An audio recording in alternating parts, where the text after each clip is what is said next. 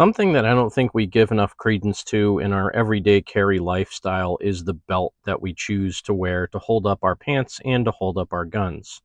Now, these are three belts that I've been using for the past several years, and I'll tell you what each one of them are and which ones work better than the other ones. But realistically, I've just been wearing regular leather belts to hold up my pants and to carry my guns for the last 7 or 8 years. So starting off here on the bottom, this is like a 20, probably a 20-year-old Dickies brand belt. It's made in China. It's leather. It has the two buckles on it. I've had this thing since I was in college. It's worked out pretty well, but you can see in the middle of the belt, in my rear belt loop, it tends to get buckled and it gets a little bit of a kind of a ripple in it. Also, where my holster is on it, it's worn most of the black finish off of the leather belt. So if I wear an inside the waistband here, you can see that it's really floppy. It kind of slides around quite a bit. There's not a whole lot of support on the belt. And this is, typically what I wear for appendix carry. So you can see there's basically no rigidity in this belt. However, I do tend to wear it a lot, and for the most part, it works out pretty well. Moving on to the next one, this is a Hillison brand. This is something you can buy off of eBay. They're out of Texas. They're a saddlery, and they make really nice looking belts. And, for 99% of what you're doing, wearing this thing around with dress pants or anything else, it looks really well on my waist. And you can see again in the middle where that back belt loop is, it tends to get a ripple in the leather, just stretching out over time, going over my hips. And again, this particular one, even though it looks like a basket weave duty carry belt, it's pretty floppy and it doesn't have a whole lot more support than the Dickies brand belt does. But this one at least is a little bit more dressy and it's held up pretty well. It hasn't really worn the black finish off of the leather over the last couple of years. And then lastly, the one that I probably wear more than the rest of them, this is again another Hillison brand belt. You can tell again it has that dimple in the middle of the belt from my back belt loop. It's also discolored from all the sweat because again I wear this belt all the time. Now this one is a little bit heavier leather. It has a really nice embossed design in it. Again, you can see Hillison, and again this is a saddlery out of Texas. These belts usually run you about $35 to $40 on eBay, and you can change the buckle on them. That's why the black one has a Charter Arms belt buckle on it. And again, this one being a little bit heavier thickness of leather and a little bit better design, this one is a lot more rigid, but it still does buckle in the middle. It's not the most supportive belt that's out there. And I've really kind of waited years to get a better carry belt just because they're expensive. And it's not that I'm cheap, but I don't like wasting money on stuff. And if my belts work okay, I just never really give it a second thought. So you can see here that Hillison belt, how much it droops when it's on my pants. And it's not that it's not supportive, it's very supportive, but when you're carrying something even like this CSX on the side of the pants, it definitely droops the right side of my pants about an inch. And again, it pulls in the middle of my back and puts that ripple in the belt. So either whether I'm carrying a appendix carry or I'm carrying 3 o'clock or 330 strong side, it does droop a little bit. It's less noticeable when I'm carrying appendix, and I tend to cinch it up a little bit more so the gun kind of sits into my belly. But you can see again that kind of V shape in the front.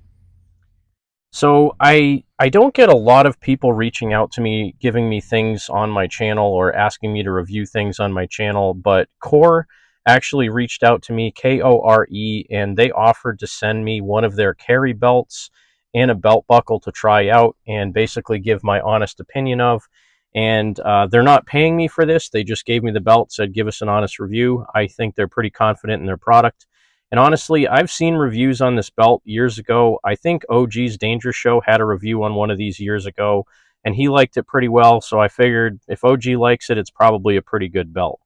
So nice sturdy belt buckle, and the way the belt is designed, it has a stiff inner core, and then the one that I got has kind of a ballistic nylon coating on the outside of the belt that looks really dressy and nice. And on the inside, I'm not sure if it's real leather or if it's synthetic leather, but it does have kind of a smooth leather looking finish on the inside. And the one that I got, if you go to Core's website, which I'm not going to give you the web address for, the particular one that I picked out was the black tactical 1.5-inch belt, and I got the gunmetal gray buckle, the X6 buckle, I think. So this is what the belt looks like out of the package. The finished end that you insert into the buckle is nicely rounded and stitched, and it's a very nice ballistic nylon on the outside of the belt. You can tell it has a stiff core in it. It has some pretty good rigidity to it, and if you flip it over and you look at the inside, it has this unique ratcheting mechanism. So there's like something like 40 different slots that you can set the tension on this belt to. And basically, when you slide the buckle on, there's a spring-loaded ratchet inside the buckle that catches on those notches, and it's pretty satisfying.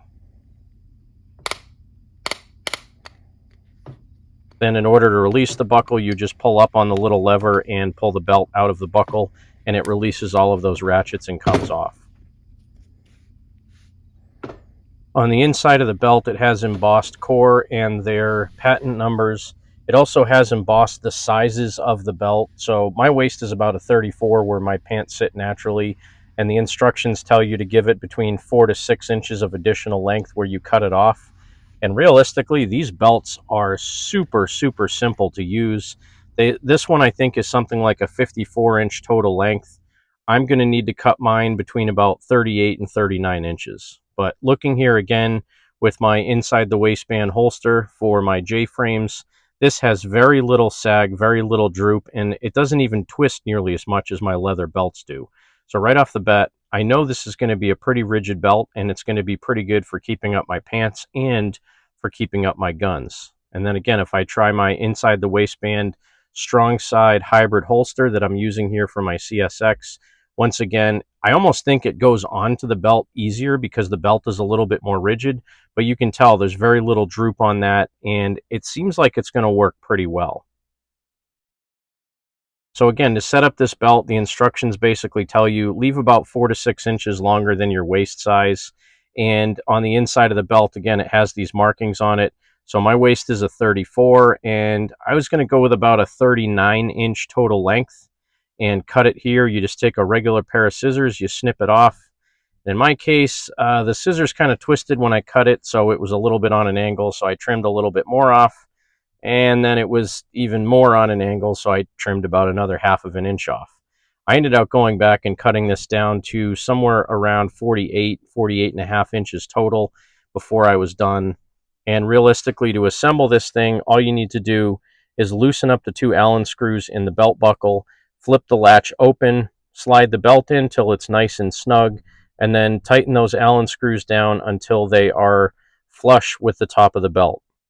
And once those set screws are flush with the top of the belt, then you just flip the latch back on itself, and that locks the whole entire thing together. So you can see here, it took me a little bit of time to get it in there. I just really hadn't loosened the set screws up far enough, but they do have a point in them, so they do grab the end of the belt and they hold it very tightly in place.